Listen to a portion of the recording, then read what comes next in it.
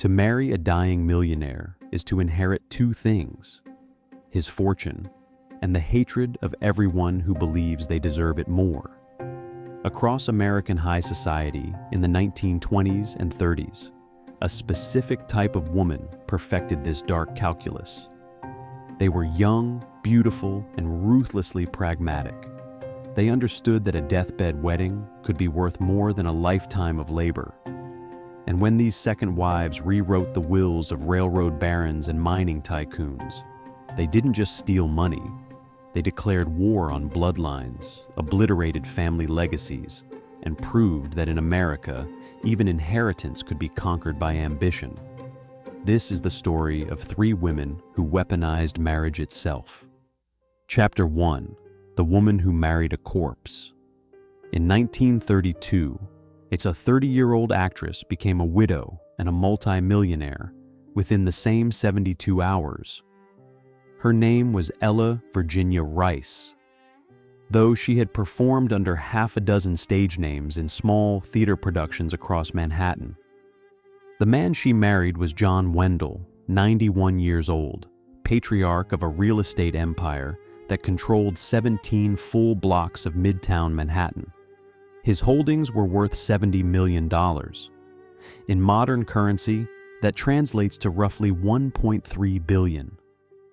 The wedding took place in a private room at Presbyterian Hospital. John Wendell could not stand. He could barely speak. Medical records from that morning show he had been administered morphine every 4 hours for the previous 6 days to manage the pain of terminal kidney failure. His hand shook so violently that the marriage certificate required 3 attempts before a legible signature appeared. Ella wore cream silk. She had chosen the dress carefully. Not white, which would have seemed too bridal, too presumptuous. Not black, which would have suggested she was already mourning. Cream suggested inevitability. It said, "I am the widow before the death." 2 witnesses attended. Both were Ella's friends from the theater world. Neither had met John Wendell before that morning. The minister conducting the ceremony later testified that he had been paid $500, 10 times his usual fee, and that he had been given explicit instructions to keep the service brief. It lasted 7 minutes. John Wendell died 68 hours after the vows were exchanged. He never left the hospital. Ella never spent a night as his wife in any home they shared, because they never shared a home. She walked into that hospital room as a struggling actress whose last credited role had been 18 months prior. She walked out as the legal heir to one of the largest urban real estate portfolios in the United States. The Wendell family had built their fortune over 3 generations. John's grandfather had purchased farmland in what would become Midtown Manhattan in 1827, when the entire area was still rural pasture. His father had held on to those properties through the Civil War, through economic panics, through the temptation to sell when early developers offered what seemed like astronomical sums. By the time John inherited the empire in 1898, and the family holdings included the land beneath some of the most valuable commercial buildings in the world, John himself had never married until Ella. He had lived as a bachelor for 9 decades, famously reclusive, obsessively protective of the family assets. He had 6 sisters, 5 of whom were still alive when he signed that marriage certificate. Those sisters had children. Those children had been raised with the implicit understanding that Uncle John's fortune would eventually flow down to them, that the Wendell legacy would remain within the bloodline. Ella Virginia Rice obliterated that understanding in 72 hours. The will was read 8 days after John's death. Ella received everything, not 90%, not even 95%, everything. The entire portfolio transferred to her name with a single sentence: "To my beloved wife, in recognition of the comfort and companionship she provided in my final days. The sisters and their children received nothing, not a building, not a trust fund, not even a keepsake. The man who had spent 91 years hoarding wealth and protecting the family name had given it all to a woman he had known for less than 4 months. But the precise timeline of their relationship would become the central mystery of the case. Ella claimed they had met through mutual friends at a dinner party in April of 1932. She described a courtship conducted primarily through letters because John's health made frequent visits difficult. She produced 12 letters allegedly written in John's hand, each one expressing deep affection and gratitude for her attention. The Wendell family hired a handwriting expert who testified that 11 of the 12 letters showed evidence of forgery. The signatures matched, but the letter formation, the pressure of the pen strokes, the spacing between words, all suggested a hand that was imitating rather than writing naturally. And then there was the 13th letter, the one Ella never mentioned in her initial testimony.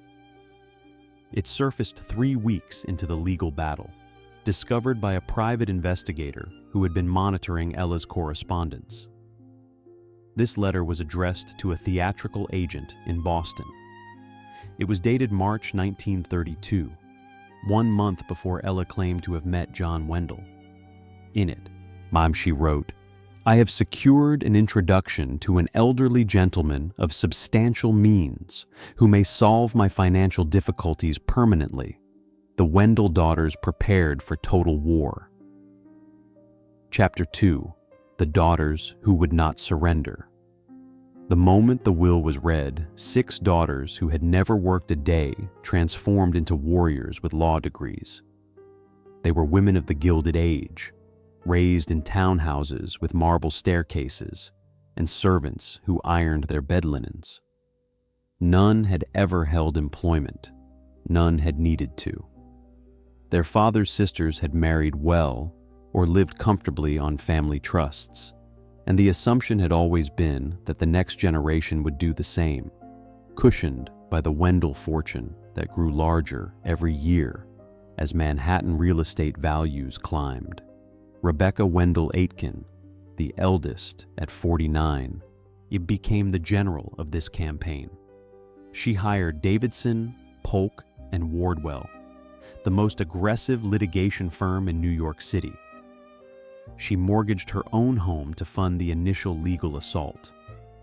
Within 2 weeks of the will reading, she had assembled a war chest of $60,000 and a team of 8 lawyers whose sole purpose was to destroy Ella, Virginia Rice's claim. Their legal strategy rested on 3 pillars: undue influence, lack of testamentary capacity, and fraud. Undue influence alleged that Ella had manipulated a dying man who was no longer capable of independent judgment.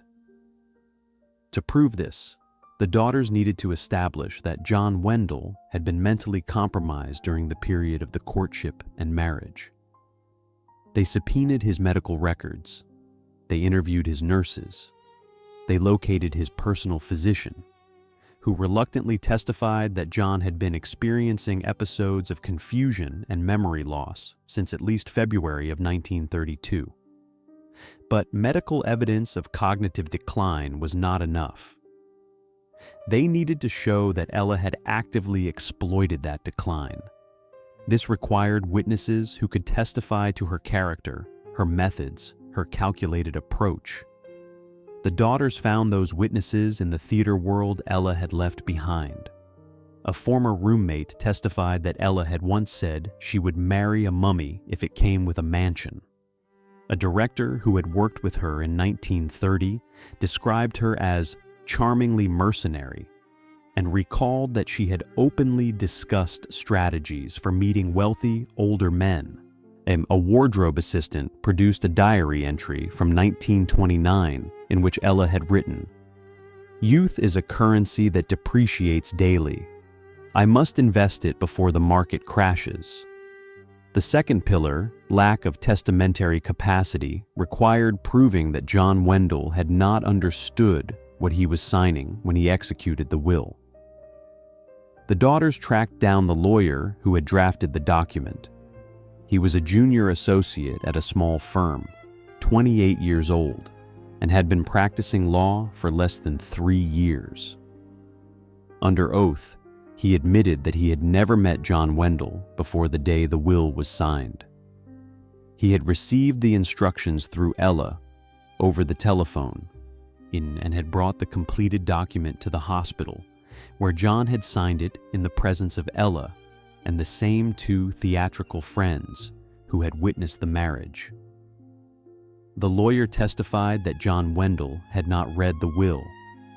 He had simply signed where indicated. When asked why he had not insisted on reading the document aloud to ensure comprehension, the lawyer said, "Miss Rice assured me he had reviewed the terms extensively and was eager to finalize the matter without delay." The third pillar, fraud, was the most explosive. The daughters alleged that Ella had forged correspondence, fabricated the timeline of the relationship, and potentially falsified the marriage itself. They petitioned the court to investigate whether the minister who had performed the ceremony had been properly ordained and whether the marriage certificate contained material misrepresentations.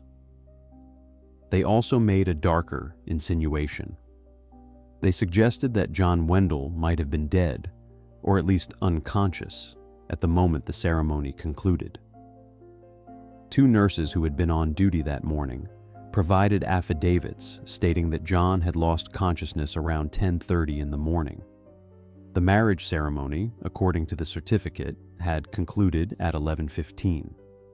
The nurses could not definitively state whether John had been conscious during those 45 minutes, but they testified that his condition had been gravely deteriorated and that he had not spoken or responded to stimuli after 10:30. If John Wendell had been unconscious during the ceremony, the marriage was void. If the marriage was void, Ella had no claim as a widow.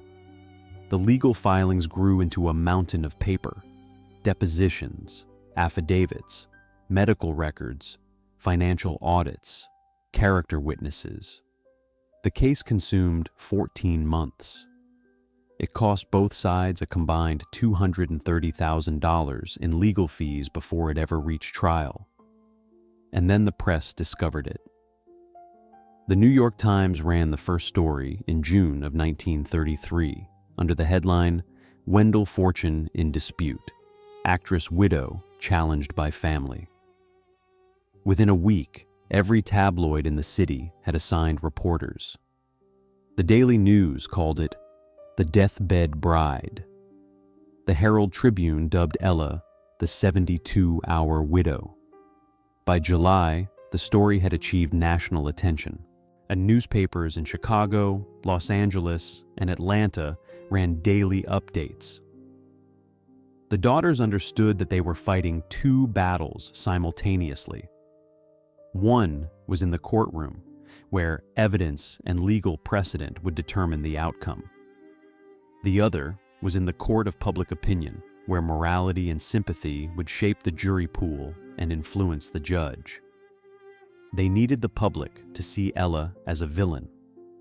So they leaked details, they gave interviews, they allowed photographers to capture them, leaving the courthouse looking dignified and bereaved, dressed in black, clutching handkerchiefs. Ella, meanwhile, had hired her own publicist.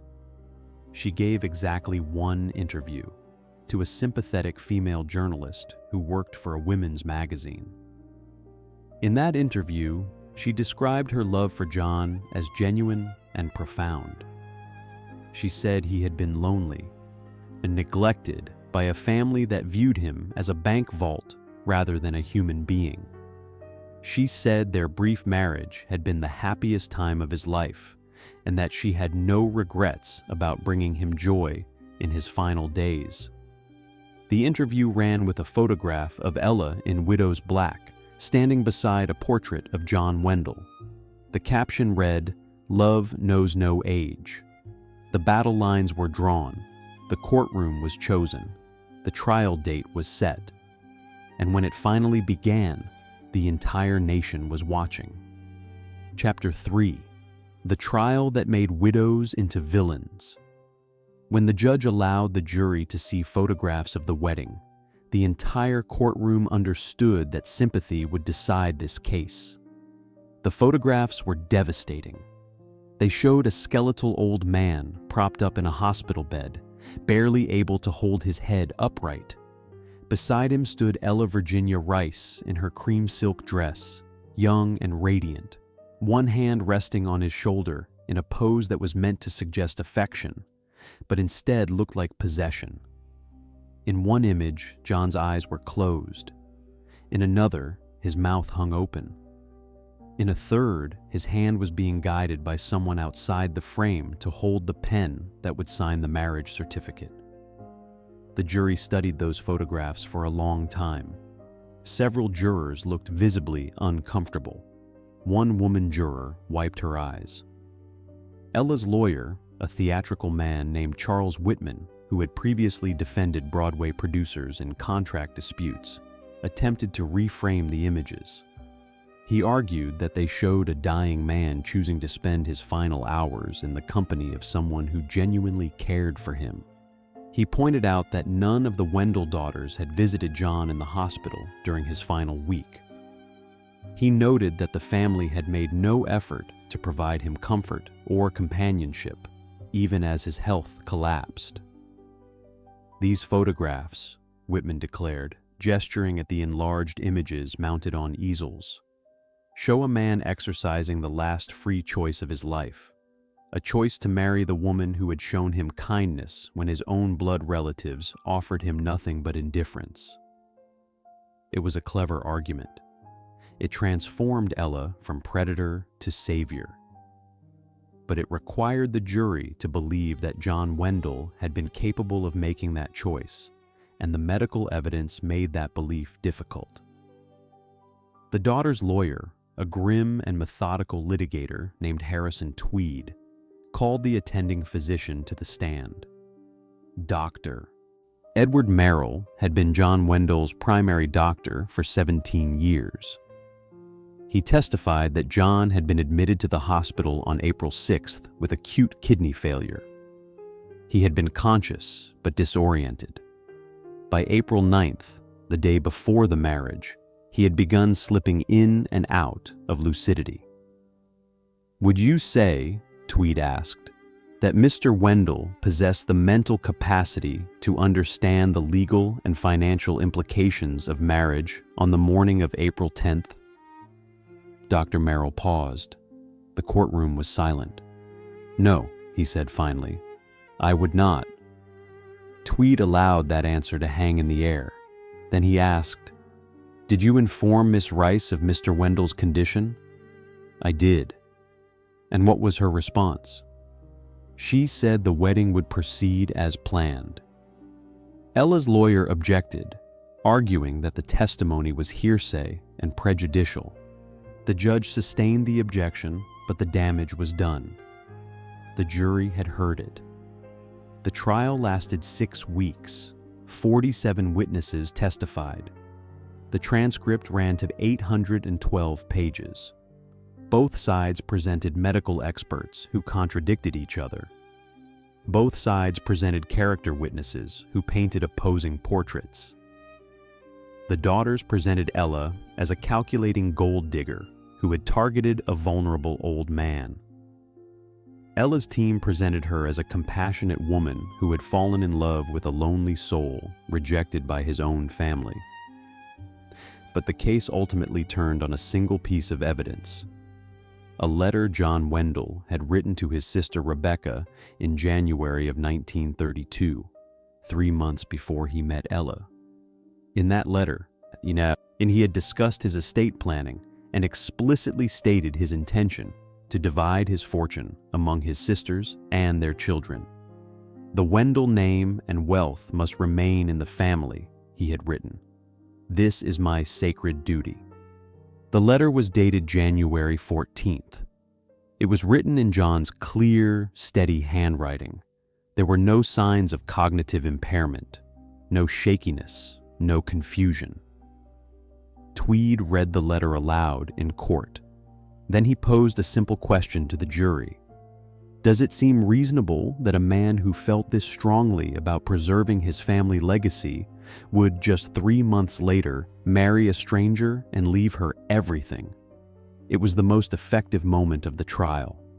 It didn't rely on medical jargon or legal technicalities.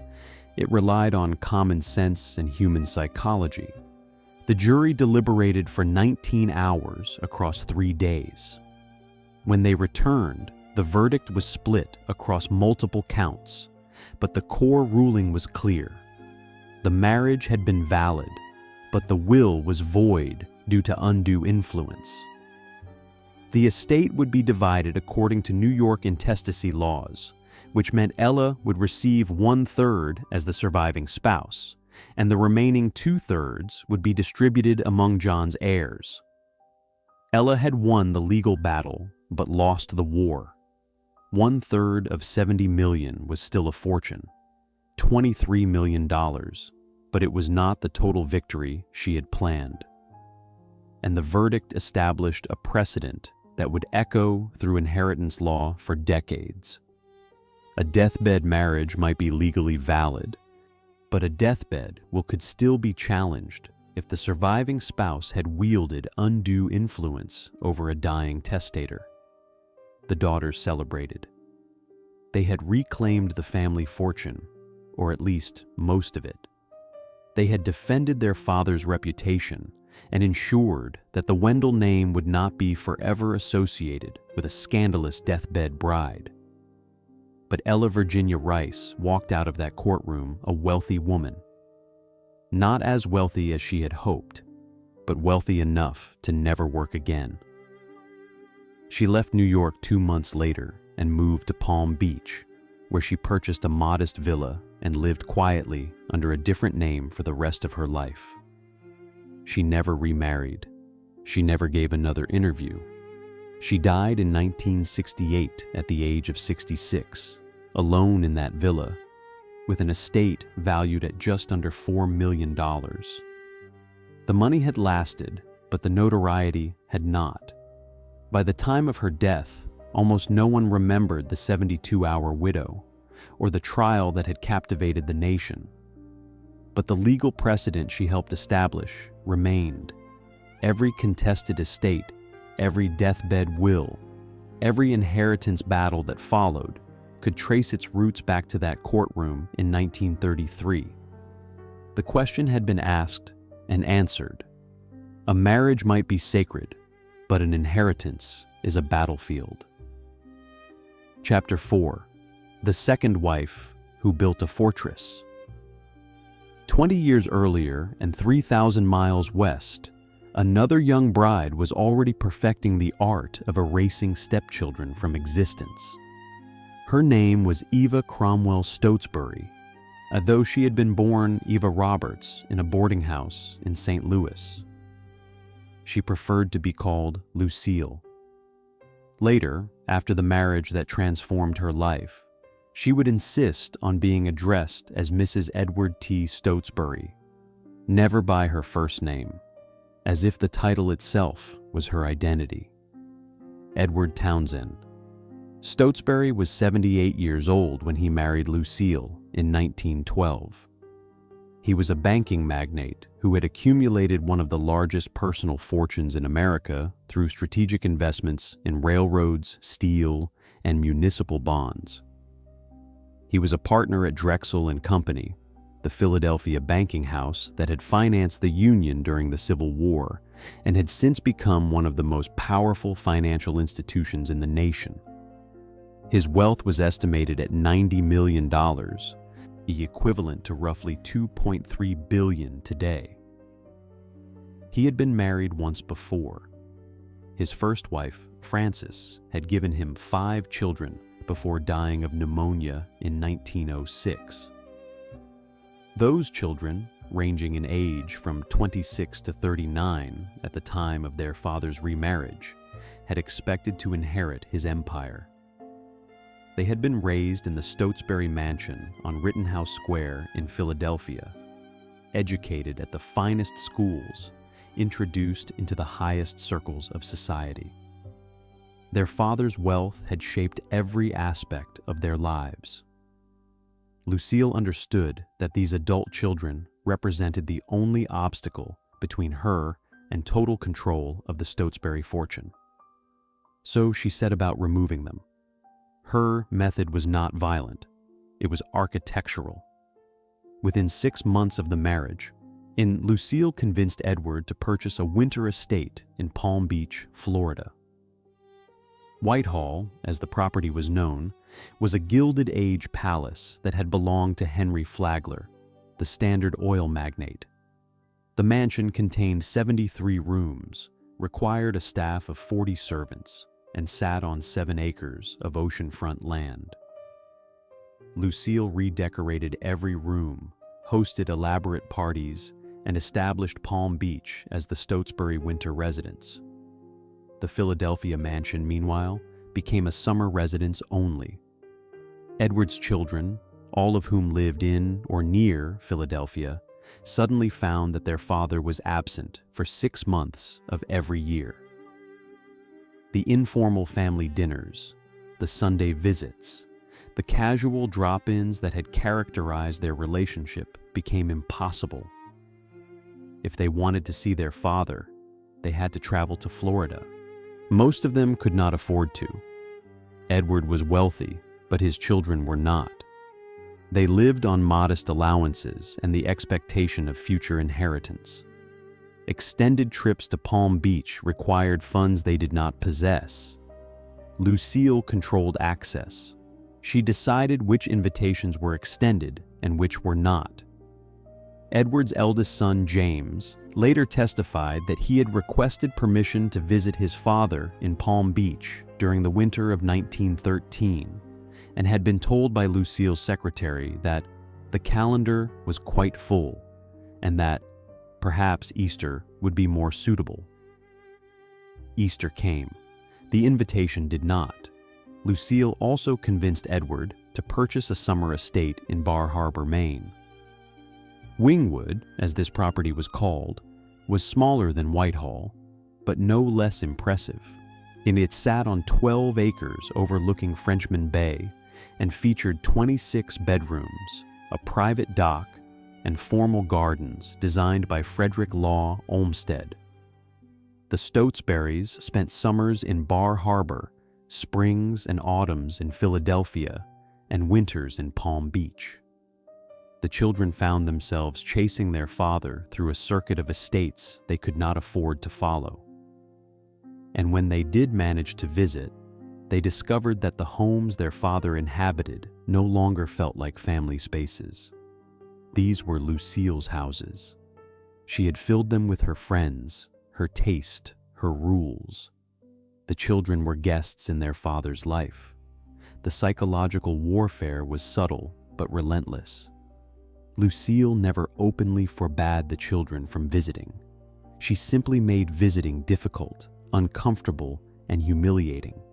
She scheduled parties during the times they were expected to arrive, ensuring that their father would be too occupied to spend time with them. She seated them at the far end of dinner tables, away from Edward. She referred to them in conversation as Edward's previous obligations, a phrase that suggested they were debts to be managed rather than children to be loved. She also began a campaign of financial restructuring. With Edward's approval, she established new trusts, reorganized the estate plan, and transferred assets into joint accounts that bore both their names. The family lawyers, who had served the Stotesburys for decades, were replaced by new attorneys who owed their loyalty to Lucille. Edward's children watched helplessly as their inheritance was systematically dismantled and rebuilt under their stepmother's control. They consulted their own lawyers, who told them that as long as Edward was alive and mentally competent, he could restructure his estate however he wished. They had no legal grounds to intervene. So they tried the personal approach. They wrote letters to their father, expressing concern about his health, his happiness, and the influence Lucille wielded over his decisions. James Stotesbury composed a particularly direct letter in 1915, warning his father that Lucille was isolating him from his true family and urging him to reconsider the estate changes. Edward never responded. Later, they would learn that Lucille had intercepted the letter. It had never reached Edward's desk. Instead, it had been filed away in Lucille's personal correspondence, along with dozens of other letters from the children that Edward never saw. Lucille had established a fortress. The walls were made of money, distance, and controlled access. Inside that fortress, she reshaped Edward Stotesbury's world until his children became dim memories, occasionally mentioned but rarely seen, and eventually forgotten altogether. By 1920, Edward could no longer reliably remember the names of 3 of his 5 children. When asked about his family at a society dinner, he mentioned Lucille, his wife, and then paused as if trying to recall whether there had been others. There had been, but they no longer mattered. Chapter 5: The Father Who Chose Exile. By his 80th birthday, Edward Townsend Stotesbury could no longer remember the names of 3 of his 5 children. The forgetting happened gradually. It was not the sudden collapse of dementia, but the slow erosion of memory that comes from disuse.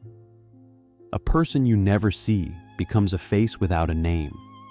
A name without a face becomes a vague recollection. A recollection fades into nothing. Lucille accelerated this process. She controlled the information that reached Edward. She decided which letters were placed on his desk and which were quietly discarded. She monitored his correspondence with the precision of a military censor. Any letter that expressed concern about Lucille's influence, any message that questioned the estate restructuring, any plea from the children for greater access, all of it disappeared before Edward could read it. A housemaid named Margaret O'Connor later testified that she had been instructed to bring all incoming mail to Mrs. Ina Stotesbury's personal secretary before delivering it to Mr. Stotesbury. The secretary would sort the mail into 2 piles, approved and unapproved. The unapproved pile was never seen by Edward. Margaret estimated that this pile included at least 40 letters from Edward's children over the course of 3 years. When asked by lawyers why she had not informed Mr. Stotesbury of this practice, Margaret said, "It was not my place to question Mrs. Stotesbury, and besides, she had made it clear that she was protecting Mr. Stotesbury from unnecessary stress. The children were not just physically distant, they were narratively erased. Lucille rarely mentioned them in conversation. When Edward asked about them, which became increasingly rare, she offered vague reassurances. 'Oh, they're doing quite well, dear. Very busy with their own lives.' She never suggested that he write to them or invite them to visit. She simply let the silence grow until it became normal. The most chilling documentation of this erasure came from Edward's own diary. He had kept a daily journal since 1900, a habit instilled by his father. The diary was a mundane record of meetings, social engagements, and financial observations, but it also included personal reflections and notes about family. In 1913, the year after his marriage to Lucille, Edward mentioned his children 47 times in his diary. By 1918, the mentions had dropped to 12. By 1922, there were 3. In 1925, the year he turned 81, he mentioned them 0 times. The entries from that final year reveal a man who had fully embraced his new life and forgotten his old one. He wrote extensively about Lucille, her parties, her decorating projects, her opinions on art and society. He wrote about their travels, their friends, their plans for future estates. He wrote about his health, his investments, his philanthropic donations, but he did not write about his children. James Stotesbury, the eldest son, made one final attempt to reach his father in person. In October of 1925, he traveled to Philadelphia unannounced and appeared at the Rittenhouse Square mansion. He was told by the butler that Mr. and Mrs. Stotesbury were not receiving visitors. He insisted. He said he would wait. He waited for 6 hours. Finally, Lucille appeared. She did not invite him inside. She stood in the doorway and told him that his father was not well enough for visits and that his presence would cause undue stress. James demanded to see his father. Lucille refused. James raised his voice.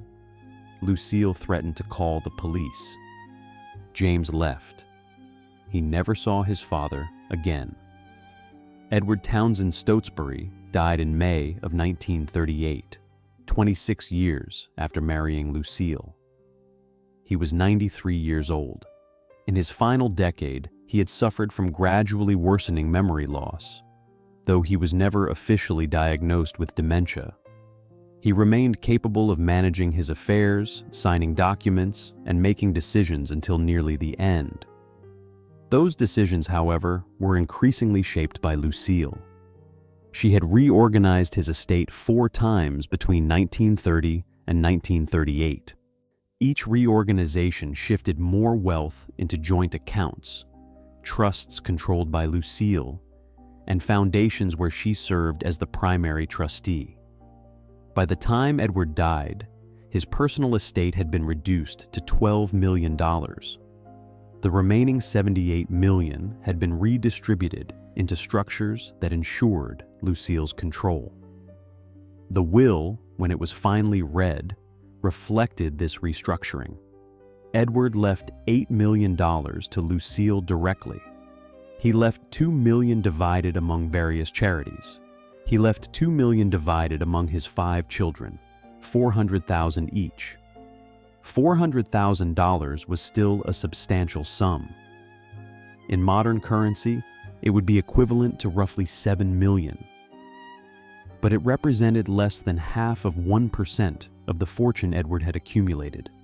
His children had been raised to expect tens of millions each. They had been raised to view themselves as heirs to an empire. Instead, they received what amounted to severance pay. But the cruelest detail was not the reduced inheritance. It was the language of the will. In the section addressing his children, Edward had written, "To my children from my first marriage, I leave the above sums in recognition of their existence, though our paths have diverged in recent years due to choices they have made." The phrasing suggested that the distance had been their fault, that they had chosen to drift away, that Edward had been willing to maintain a relationship, but they had declined. It was a final act of narrative control, engineered by Lucille and executed in Edward's name. Even in death, she ensured that the historical record would reflect her version of events. Edward had been a devoted husband who had found true happiness in his second marriage, and his ungrateful children had rejected him. The children contested the will. They argued undue influence, diminished capacity, and fraud. The case dragged through probate court for 4 years. It cost each side hundreds of thousands of dollars in legal fees. The proceedings revealed the intercepted letters, the controlled access, and the systematic isolation that Lucille had orchestrated. But none of it mattered legally. Edward had been competent when he signed the will. The estate restructuring had been executed properly. The trusts and joint accounts were legally sound. Lucille had been careful, methodical, and patient. She had built her fortress over 26 years, at one brick at a time, and it was impenetrable. The children eventually settled for slightly increased payouts, $550,000 each instead of $400,000. It was a symbolic victory that cost them more in legal fees than they gained in additional inheritance. Lucille kept everything else. She kept Whitehall. She kept Wingwood. She kept the Rittenhouse mansion. She kept the art collection, the jewels, the yachts, and the carefully structured trusts that generated millions in annual income. She had won, completely and utterly. But the cost of that victory would become clear in the years that followed. Chapter 6: The Billion-Dollar Funeral. When he finally died, there were two separate memorial services held on the same day in competing churches. Lucille Stotesbury organized the official funeral at St. a James Episcopal Church in Philadelphia, the most prestigious congregation in the city. She invited 600 guests. The mayor attended, senators attended, the governors of Pennsylvania and New Jersey attended. The service featured a full choir, an organist, and a eulogy delivered by the bishop himself, who praised Edward Townsend Stotesbury as a titan of American industry and a devoted husband. The casket was bronze and weighed 800 pounds. It was lined with white silk. Lucille had commissioned it from a specialist metalworking firm in Chicago. The floral arrangements filled the entire chancel of the church, cascading displays of white roses and lilies that cost $12,000. The burial took place at Laurel Hill Cemetery, where Edward was interred in the Stotesbury family mausoleum, a neoclassical structure that resembled a small temple. Lucille had ordered new marble panels installed inside the mausoleum, engraved with Edward's full name and his dates of birth and death, along with an epitaph she had written herself. Beloved husband, generous philanthropist, visionary leader.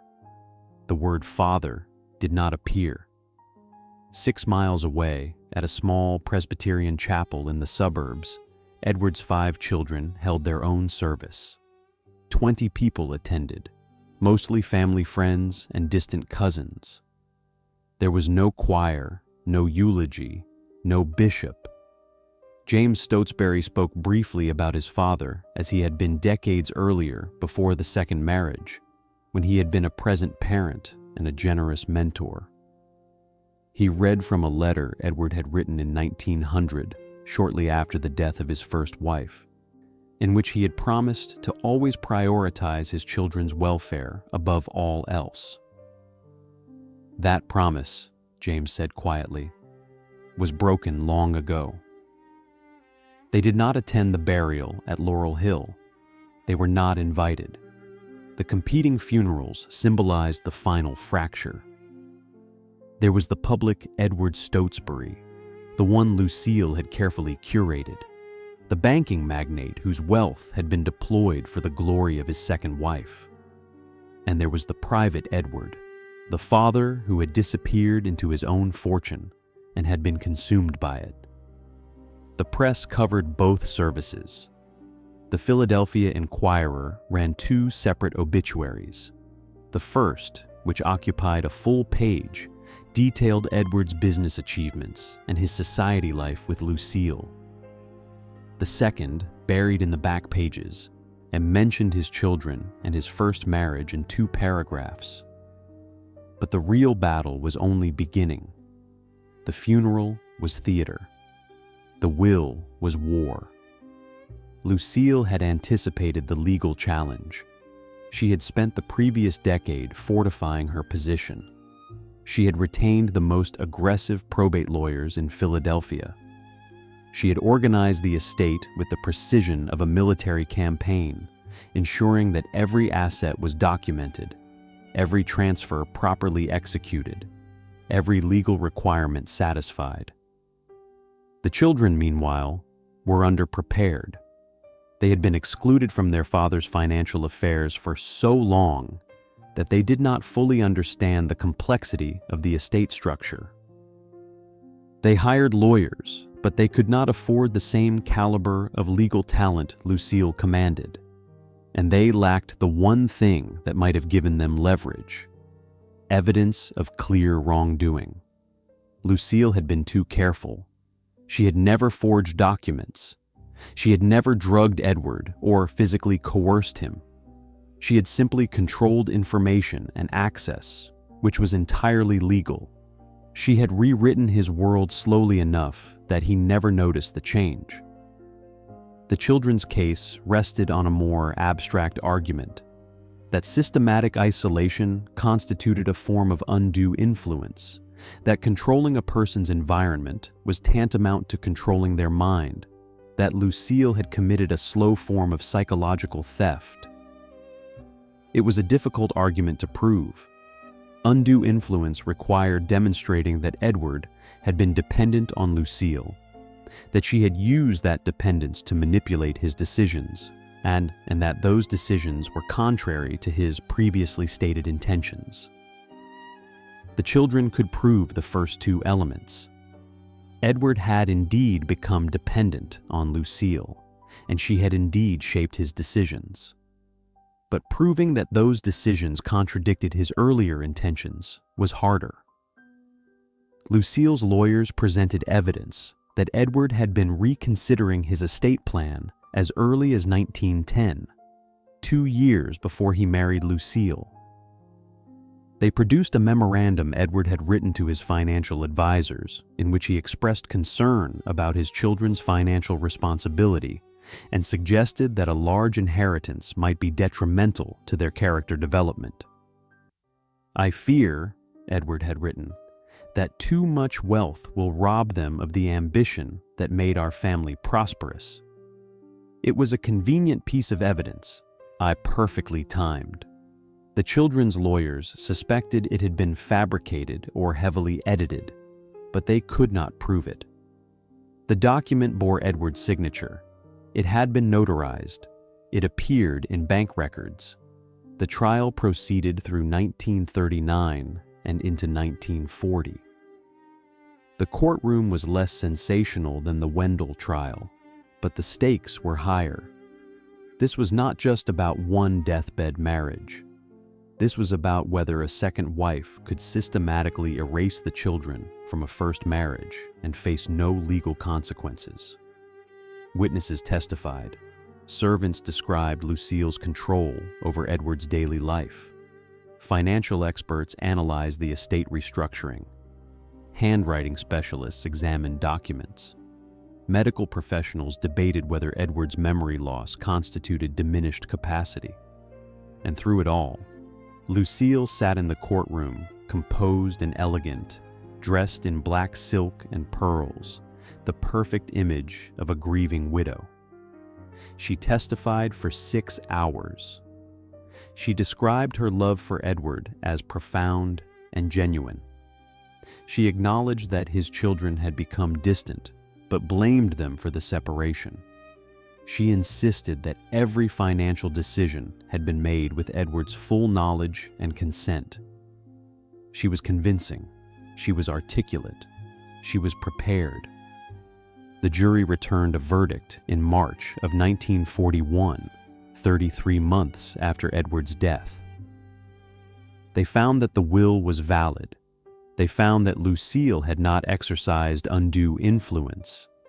They found that Edward had possessed testamentary capacity when he executed the estate restructuring. The children had lost. They appealed. The appeals court upheld the verdict. Then they appealed again. The state Supreme Court declined to hear the case. By 1943, the legal battle was over. They had spent $600,000 combined, more than their entire inheritance, pursuing a case they could not win. Lucille had successfully defended her fortune. She had proven that patience, careful planning, and legal precision could overcome even the most determined challenge from biological heirs. She had established a blueprint for other second wives to follow. But the cost of that victory was more than money. It was reputation. The trial had exposed the methods Lucille had used to isolate Edward from his children. It had revealed the intercepted letters, the controlled access, the systematic erasure. Even those who believed the verdict was legally correct found themselves disturbed by the moral implications. Lucille had won the fortune, but she had lost the narrative. She would spend the rest of her life trying to rehabilitate her public image, trying to prove that she had genuinely loved Edward and that she deserved the wealth she had inherited. She never succeeded. Chapter 7. The Mistress Who Became a Widow Without a Wedding. The third woman in our story never married her millionaire, which made her the most dangerous of all. Her name was Evelyn Walsh McLean, though the fortune she pursued belonged not to her, but to her mother-in-law. This was a more complex arrangement, an inheritance scheme that operated through bloodline rather than marriage certificate. But the tactics were identical: isolation, control, and the systematic erasure of competing heirs. The story begins in 1897 in Colorado, where Thomas Walsh discovered one of the richest gold strikes in American history. The Campbird Mine, located in the San Juan Mountains, produced $17 million in gold over the next decade, equivalent to roughly $500 million today. Thomas Walsh became one of the wealthiest men in America overnight. He had a daughter, Evelyn, born in 1886. He spoiled her extravagantly. She grew up in a world of unlimited wealth, educated in Europe, dressed in Paris fashions, accustomed to getting everything she wanted.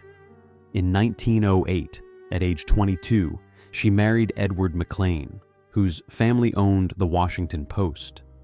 It was a merger of two American fortunes. Thomas Walsh died in 1910, leaving his entire estate to Evelyn. She was 24 years old and worth an estimated $30 million. She promptly used that fortune to purchase the Hope Diamond, a 45-carat blue stone with a legendary curse. She wore it as a necklace to parties. She claimed it brought her good luck. The luck did not extend to her husband. Edward McLean suffered from alcoholism and mental illness. By 1920, he had been committed to a psychiatric hospital, leaving Evelyn effectively a widow without the legal status of widowhood. She controlled his share of the Washington Post fortune, her own inheritance from her father, and gradually began positioning herself to inherit even more from her mother-in-law, Emily McLean, who had been widowed in 1916. But Emily McLean had other children. Edward had siblings who expected to inherit their mother's share of the Washington Post fortune. Evelyn understood that these siblings represented obstacles, so she deployed the same tactics that Lucille Stotesbury had perfected: isolation, control, and narrative rewriting. Evelyn moved her mother-in-law into her own mansion in Washington, D.C. She claimed it was for Emily's health and safety. She hired round-the-clock nurses. She controlled Emily's visitors, her correspondence, her daily schedule. She ensured that Emily's other children had limited access. But Evelyn's case was complicated by a factor neither Ella Wendell Rice nor Lucille Stotesbury had faced. Her husband was still alive, institutionalized but alive, and therefore still legally entitled to inherit from his mother. Evelyn needed Emily's fortune to pass through Edward to her, which required ensuring that Emily's will favored her institutionalized son over her other children. She succeeded. When Emily McLean died in 1928, her will left 60% of her estate to Edward, Evelyn's husband. The remaining 40% was divided among Emily's other children. But since Edward was institutionalized and incapacitated, Evelyn controlled his share as his guardian. It was a masterwork of legal maneuvering. Evelyn had effectively inherited her mother-in-law's fortune without ever marrying into the family, because she had married into it decades earlier and had simply waited for the right moment to consolidate power. But the story of inheritance theft in the McLean family extends beyond Evelyn. There was another woman, less famous but equally ruthless, who operated in the shadows of this dynasty. Her name was Mary Borelli, and she was the longtime mistress of John R. McLean, Edward's father. John had remained legally married to Emily throughout his life, but he had maintained a separate household with Mary for over 30 years.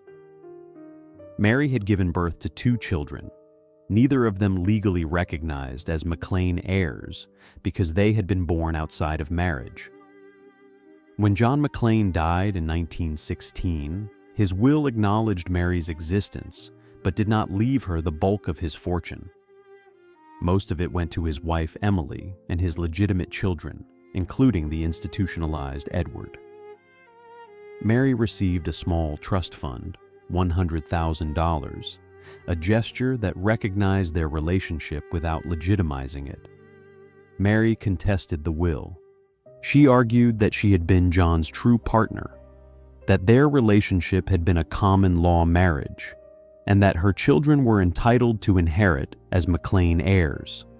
The case was explosive because it required the court to decide what constituted a marriage when the man in question had never divorced his legal wife, but had openly lived with another woman for 3 decades. The legal argument centered on the concept of common law marriage, which was recognized in many states during this era. A common law marriage did not require a ceremony or a license. It simply required mutual consent, cohabitation, and the representation to the public that the couple was married. Mary's lawyers argued that she and John had met all 3 criteria. They had lived together, raised children together, and John had introduced her to business associates as his wife. They produced letters in which John referred to Mary as "my darling wife."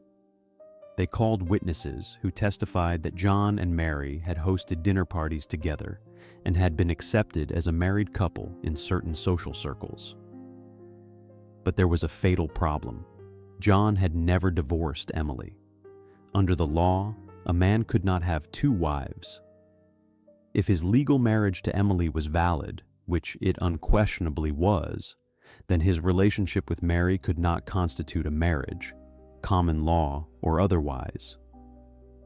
Mary's lawyers tried a different approach.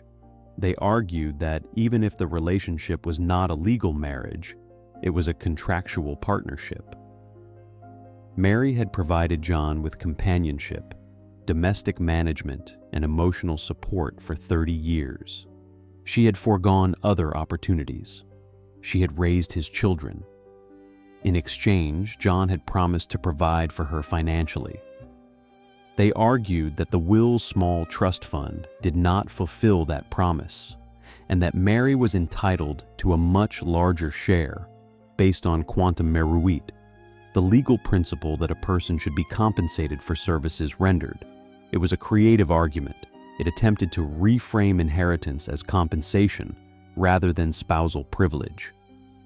But it was also deeply controversial because it seemed to put a price tag on intimacy and reduce a 3-decade relationship to a transactional arrangement. The trial lasted 4 years.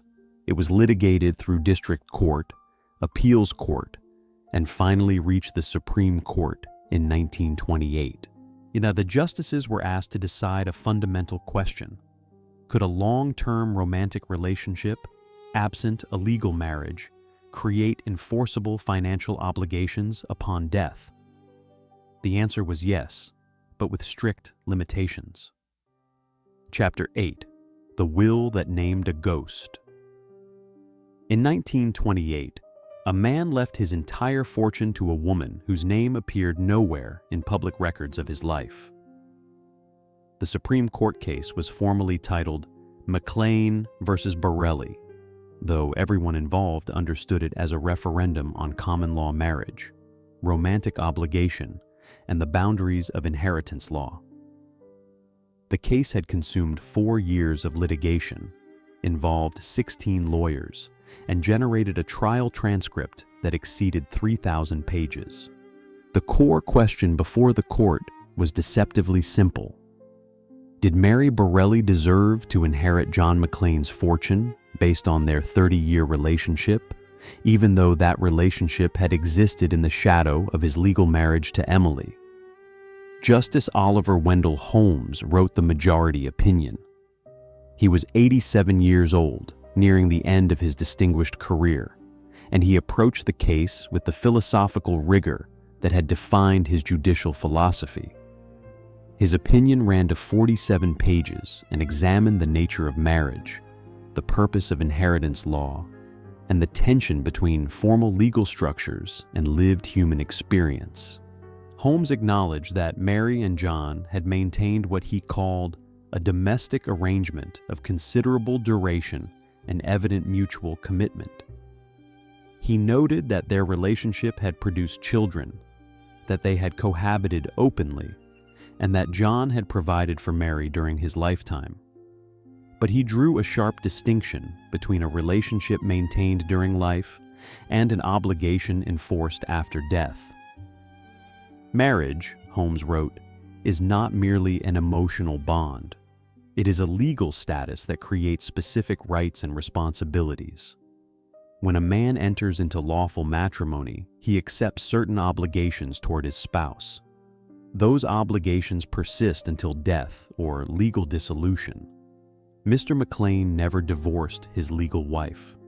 Therefore, his legal obligations remained with her, not with Miss Borelli, irregardless of the depth of feeling he may have held for the latter. It seemed like a victory for Emily McLean's estate. But Holmes was not finished. He continued. However, we must also recognize that the law should not permit a man to make promises with impunity. If Mr. McLean represented to Miss Borelli that he would provide for her, if he created an expectation upon which she relied to her detriment, if he accepted years of domestic service without clarifying that no formal obligation existed, then equity demands some remedy. This was the opening Mary's lawyers had hoped for. Holmes was suggesting that even without a valid marriage, a romantic partner could have a legal claim based on promises and reliance.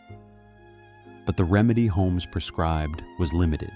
He ruled that Mary was entitled to reasonable compensation for the domestic and emotional labor she had provided, but that such compensation should be calculated based on fair market value, not on the size of John McLean's fortune. The court remanded the case back to the district level for a determination of what constituted reasonable compensation. That determination took another year. Financial experts testified about the cost of hiring housekeepers, companions, and caregivers for 30 years. They calculated what Mary's services would have cost if John had purchased them on the open market. The final figure was $220,000. In modern currency, roughly $4 million. It was substantially more than the $100,000 John had left her in his will, but it was a fraction of the $15 million fortune she had been seeking. Mary accepted the settlement. She was 62 years old. She had spent 4 years fighting. She was exhausted. The money, while less than she had hoped, was enough to live comfortably for the rest of her life. But the case established a precedent that would reshape inheritance law. The McLean versus Borelli decision created a legal framework for what would eventually be called palimony, the concept that long-term romantic partners, even those not legally married, could have enforceable financial claims based on promises and reliance. In the decades that followed, variations of this argument would be used by mistresses, common law spouses, and long-term companions seeking to inherit from wealthy partners. Some succeeded, many failed, but the legal door had been opened. The case also exposed the brutal economics of intimacy in an era when marriage was the primary mechanism for wealth transfer between generations. Women like Mary Borelli existed in a legal gray zone. They were not wives, so they had no automatic claim to inheritance. They were not employees, so they could not sue for unpaid wages. They were simply companions whose labor and affection were presumed to be given freely, with no expectation of compensation. The law was beginning to catch up to the reality of how people actually lived their lives. But it was a slow and painful process. For Evelyn Walsh McLean, who had been watching the Mary Borelli case closely, the outcome provided a roadmap. She understood that legal marriage was not the only path to inheritance, but it was by far the most secure. She also understood that controlling access to a dying or incapacitated patriarch was more valuable than any romantic relationship. When her mother-in-law Emily died in 1928, the same year the Supreme Court issued its decision in McLean versus Borelli, Evelyn inherited control of her husband Edward's share of the McLean fortune. Edward remained institutionalized, legally alive but functionally absent. Evelyn managed his assets, made his financial decisions, and positioned herself to eventually inherit everything when he died. Edward McLean died in 1941 after 21 years in psychiatric care. His will, drafted and executed while he was institutionalized and signed with Evelyn serving as his guardian, left his entire estate to Evelyn. His siblings contested the will on arguing that Edward had lacked capacity and that Evelyn had exercised undue influence. The case never went to trial. Evelyn settled with the siblings, giving them each a modest payout in exchange for dropping their legal challenge. She retained the bulk of the fortune, including control of the Washington Post, which her son would later sell to Eugene Meyer. Evelyn Walsh McLean died in 1947 at age 60. She had outlived her husband, her mother-in-law, and most of her husband's siblings. She had successfully consolidated 2 American fortunes and had spent decades as one of the most prominent socialites in Washington. She was famous for her parties, her jewels, and her ownership of the Hope Diamond. But she also died deeply in debt. She had spent extravagantly for decades, and the fortune that had seemed inexhaustible had been depleted by taxes, legal fees, and her own lavish lifestyle. When her estate was settled, there was barely enough to cover her debts. The Hope Diamond was sold at auction to pay creditors. The fortune she had fought so hard to control had evaporated. Chapter 9. The verdict that rewrote marriage itself. After 6 years of litigation, the Supreme Court ruled that a promise can be worth more than a wedding license. The McLean versus Borelli decision, issued in 1928, became one of the most cited cases in family law for the next 50 years. It established the principle that romantic relationships, even those lacking the formal structure of legal marriage, could create enforceable financial obligations. But more importantly, it fundamentally changed how Americans thought about inheritance, marriage, and the boundaries of family. The decision arrived at a moment when American society was grappling with rapid changes in family structure. Divorce rates were climbing. Second marriages were becoming more common. Women were entering the workforce in greater numbers, gaining financial independence that allowed them to leave unhappy marriages. The rigid structures of the Victorian era were collapsing, and the law was struggling to keep pace. The Supreme Court's ruling acknowledged this shifting reality. Justice Holmes's opinion contained language that seemed almost radical for its time. He wrote, "The institution of marriage serves many functions, but chief among them is the protection of vulnerable parties who contribute to a domestic partnership. When the law recognizes only formal marriage as deserving of protection, it incentivizes deception and punishes those who trust in informal promises." This was not a full endorsement of common law marriage or romantic partnership as equivalent to legal marriage. But it was an acknowledgement that the law needed to be flexible enough to address the messy realities of human relationships. The practical impact of the decision was immediate. Within 2 years, 7 states passed legislation formally recognizing common law marriage, allowing couples who met certain criteria to be treated as legally married even without a ceremony or license. Another 12 states modified their inheritance laws to allow long-term romantic partners to make claims against estates under certain circumstances. These legal changes opened the floodgates for inheritance disputes. Throughout the 1930s and 40s, courtrooms across America heard cases involving mistresses, common law spouses, and long-term companions seeking a share of estates. Some claims were legitimate, based on decades of genuine partnership. Others were opportunistic, filed by individuals who had brief relationships with wealthy men and hoped to profit from their deaths. The courts developed a set of criteria for evaluating these claims. Claimants had to prove the duration of the relationship, the degree of mutual commitment, evidence of promises made, and the extent to which they had relied on those promises to their detriment. It was a fact-intensive analysis that required extensive documentation. This documentation requirement created a perverse incentive. Romantic partners began keeping records of their relationships, saving love letters, documenting gifts, and even having witnesses present during intimate conversations where promises were made. The spontaneity of romance gave way to a cautious, almost contractual approach to long-term relationships. By the 1950s, this trend culminated in the development of the prenuptial agreement as a standard practice among wealthy Americans entering second marriages. The prenup was essentially a legal firewall, a document that specified in advance what each party would receive in the event of divorce or death, thereby preventing the kind of inheritance battles that had consumed families like the Wendells, the Stotesburys, and the McLeans.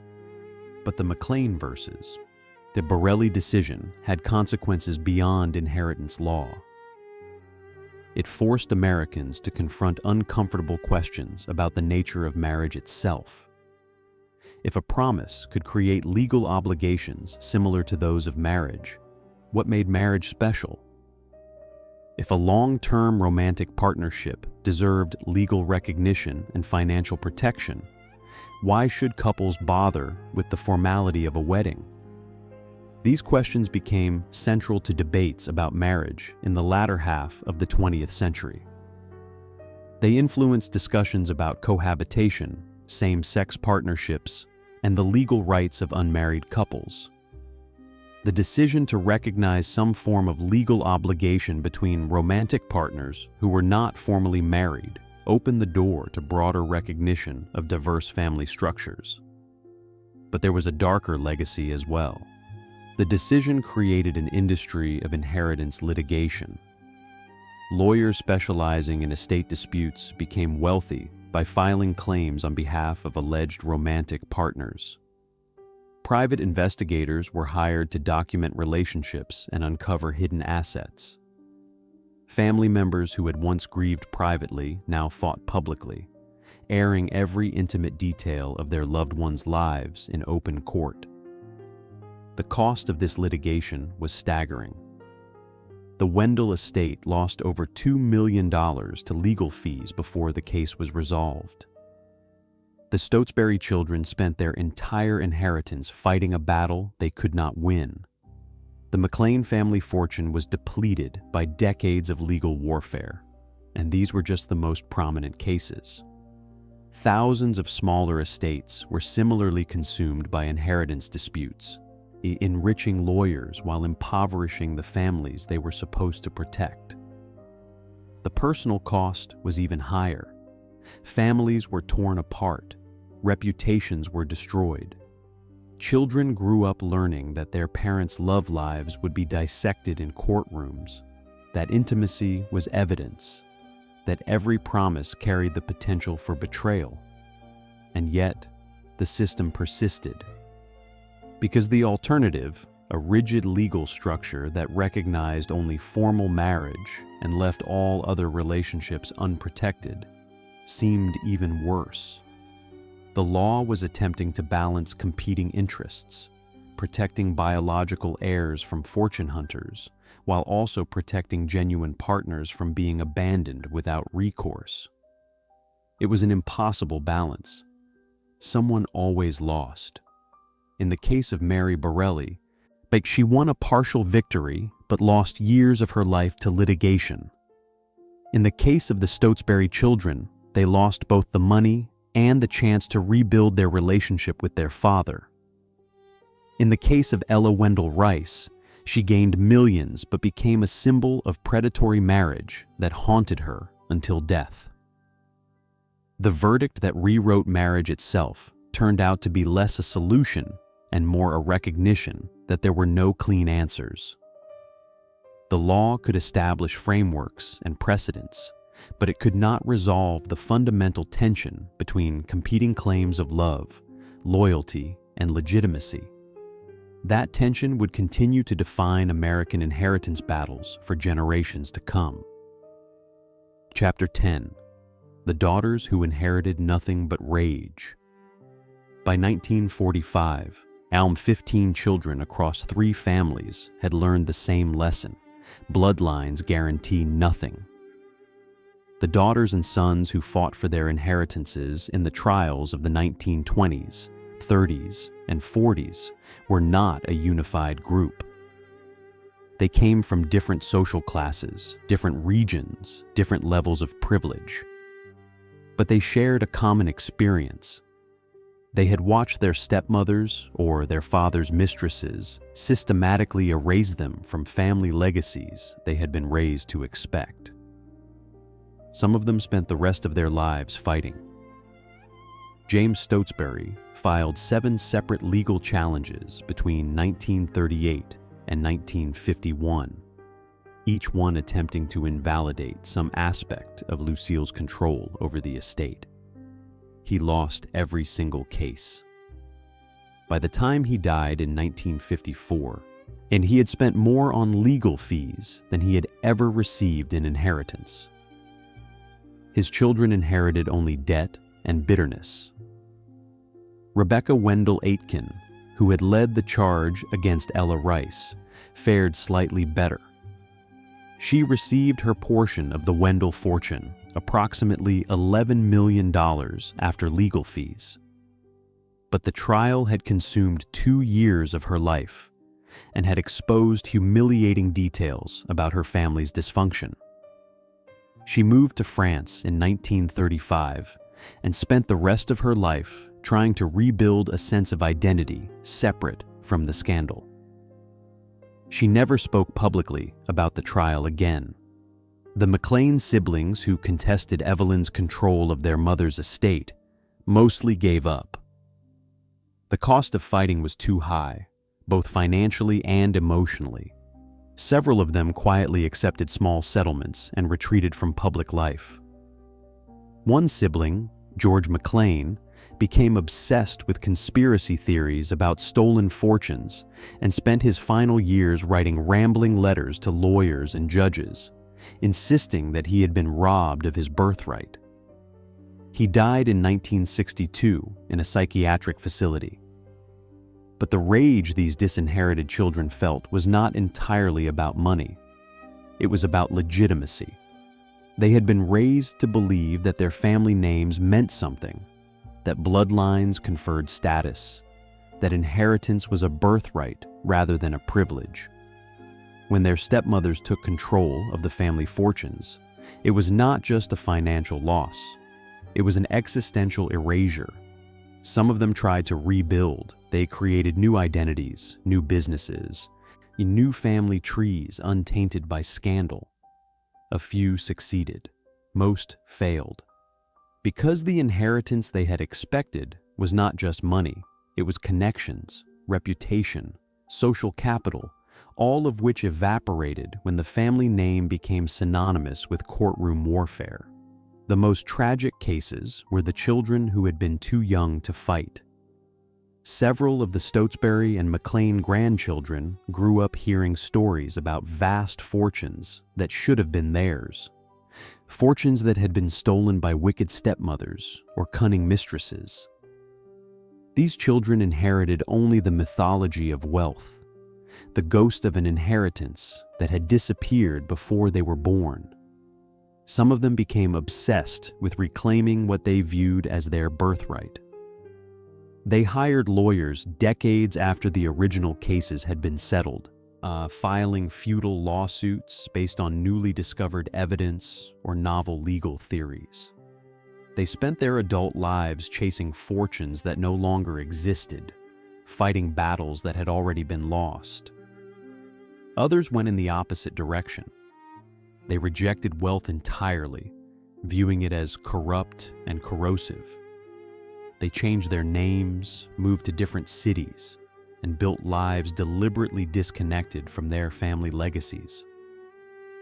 They told their own children nothing about the fortunes that had been fought over, nothing about the trials and the scandals. They attempted to erase the inheritance from family memory, but erasure was never complete. The story always resurfaced. A cousin would mention it at a reunion. A journalist would write an article on the anniversary of a famous trial.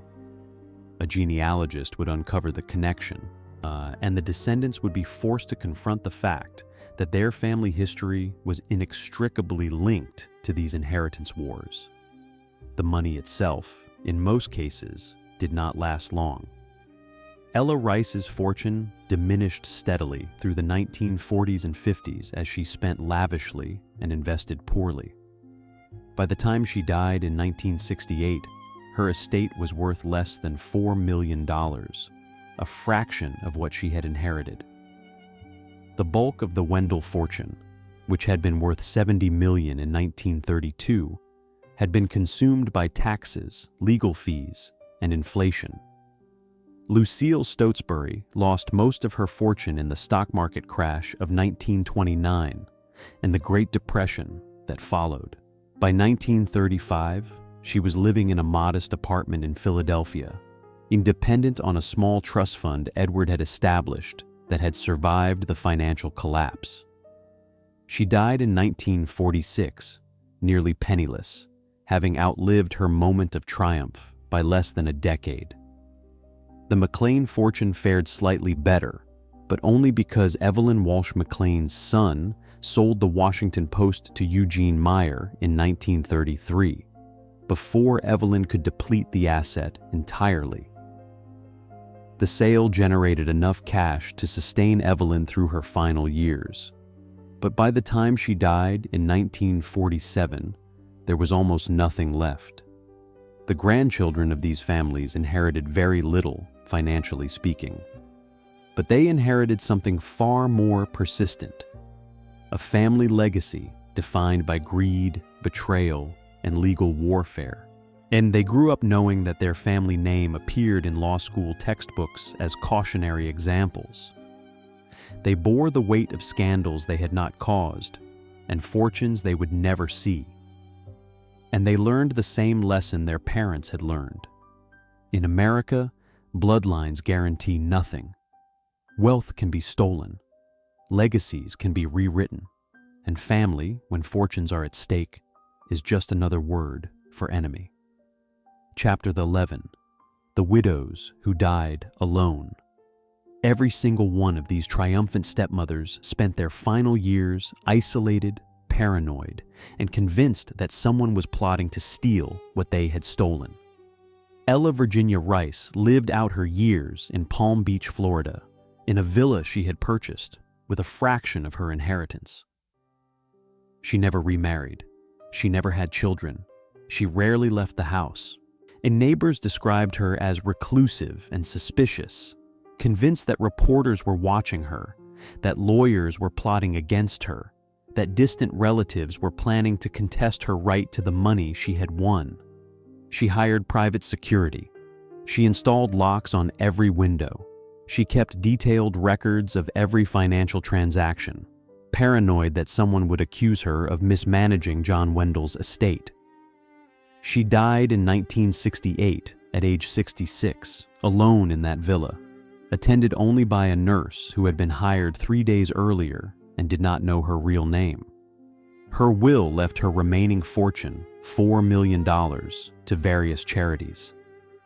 She had no heirs. No one claimed her body for 2 weeks. The funeral was attended by 7 people, none of whom had known her personally. She was buried in an unmarked grave in a public cemetery. The woman who had fought so hard for recognition as John Wendell's widow, who had endured a sensational trial and a decade of public scrutiny to claim his fortune, spent her final years invisible and forgotten. Lucille Stotesbury's ending was even more bitter. After the stock market crash of 1929, she watched her fortune evaporate. The mansions she had meticulously decorated were sold to pay debts. Whitehall in Palm Beach, the 73-room palace that had been her winter retreat, was purchased by a hotel developer and converted into a luxury resort. Wingwood in Bar Harbor was demolished. By 1935, Lucille was living in a small apartment in Philadelphia, surviving on a modest trust fund that generated just enough income to cover basic expenses. She was 73 years old. The society that had once celebrated her as the wife of Edward Townsend Stotesbury now barely remembered she existed. She reached out to Edward's children, the stepchildren she had systematically isolated and disinherited. She wrote letters asking for financial assistance. She claimed that Edward would have wanted them to help her. She appealed to their sense of family duty. Most of them ignored her letters.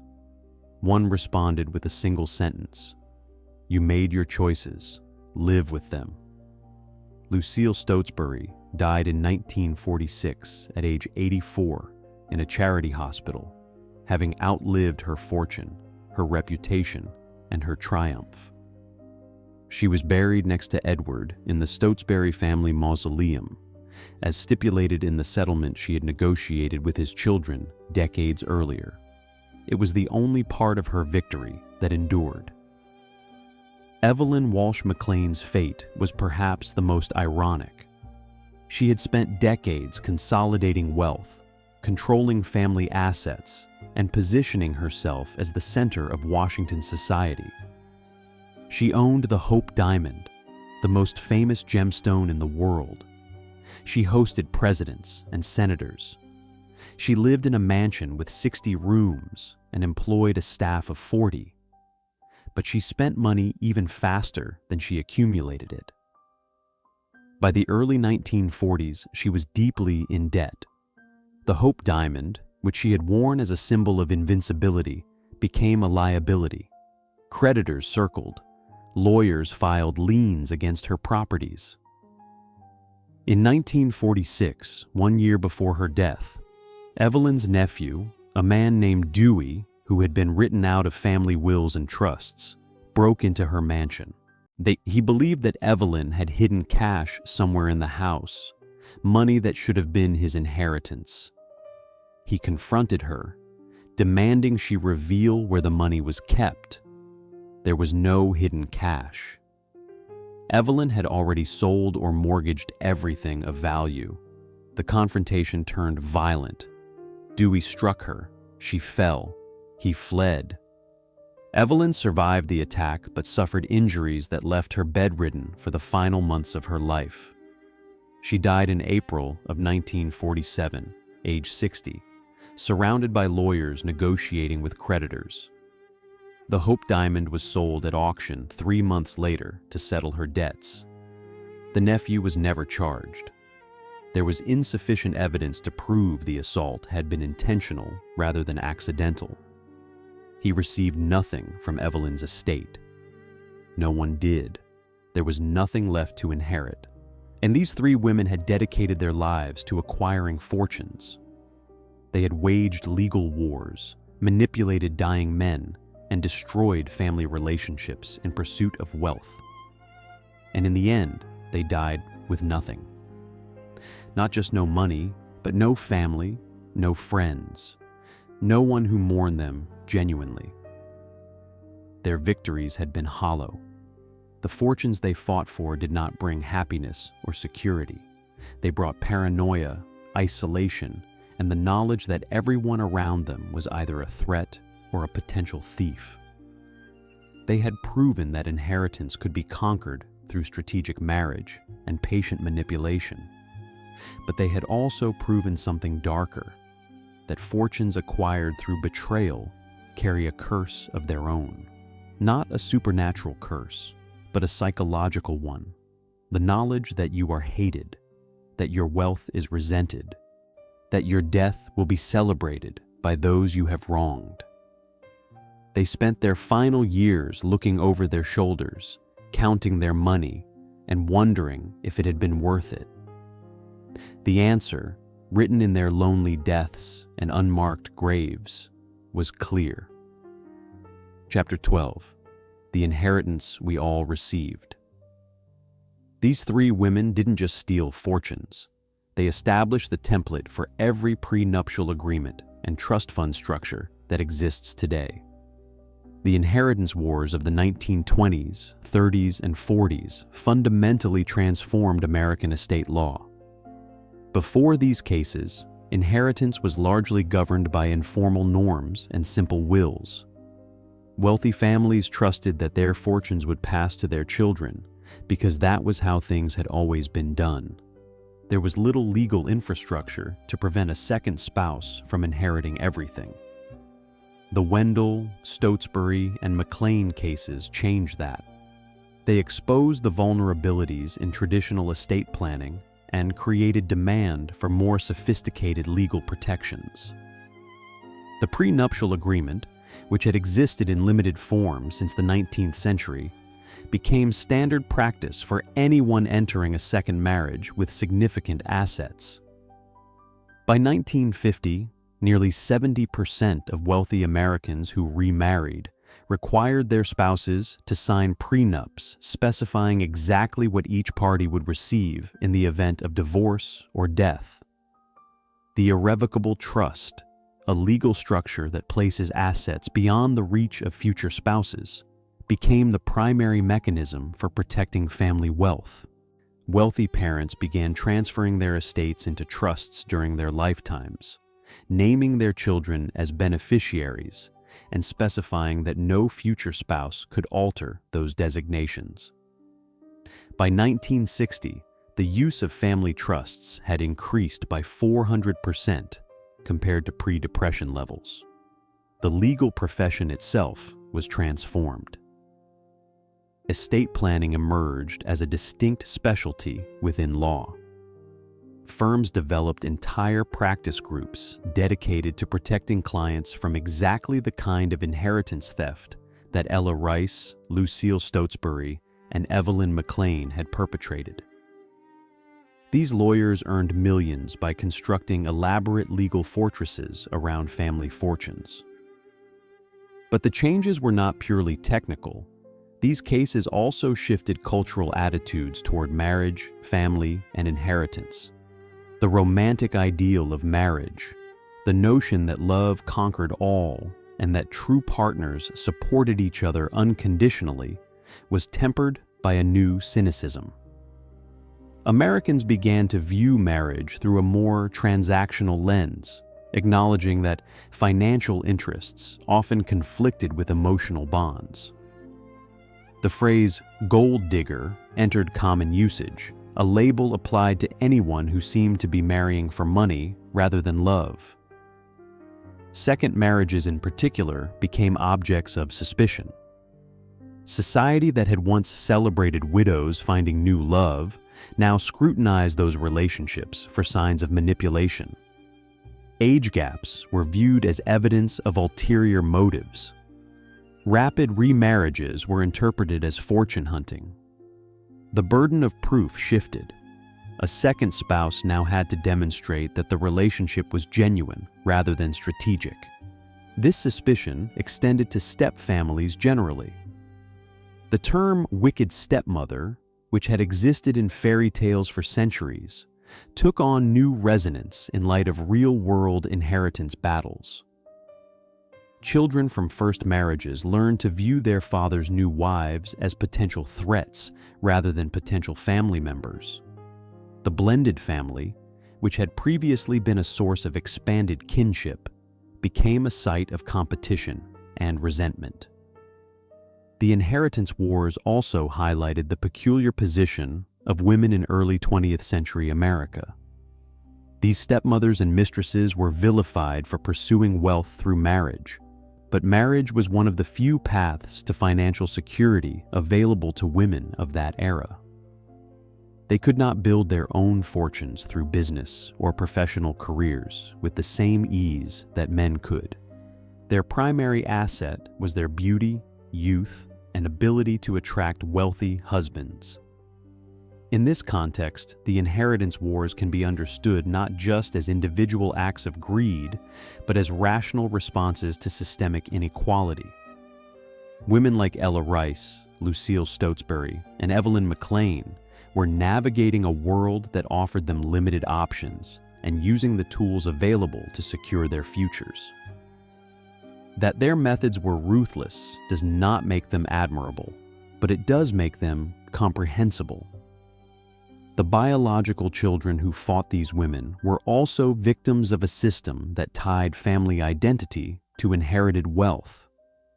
They had been raised to believe that their value derived from their bloodlines and that their security depended on inheriting their father's fortunes. When those inheritances disappeared, they lost not just money, but their sense of who they were. Both sides were trapped in a culture that worshipped wealth, but provided no clear rules for its distribution. The law attempted to create those rules through the cases we have explored, but the rules were always imperfect, always subject to manipulation, always leaving someone betrayed. The ultimate legacy of these inheritance wars is the recognition that family and fortune are fundamentally incompatible. Money does not strengthen bonds, it tests them. Wealth does not create loyalty, it reveals its absence. Inheritance does not honor the dead, it enriches lawyers and embitters the living. Every wealthy American who creates an estate plan today is, in some sense, responding to the lessons taught by Ella Rice, Lucille Stotesbury, and Evelyn McLean. They are building legal structures designed to prevent the kind of warfare those women waged. They are trying to protect their children from stepmothers who might steal fortunes. They are attempting to control their wealth beyond the grave. But the control is always an illusion, because wealth, once accumulated, takes on a life of its own. It attracts predators. It corrupts relationships. It transforms family members into adversaries. And no amount of legal planning can prevent the fundamental truth these cases revealed. In America, where both marriage and money are sacred, the collision between the two produces nothing but wreckage.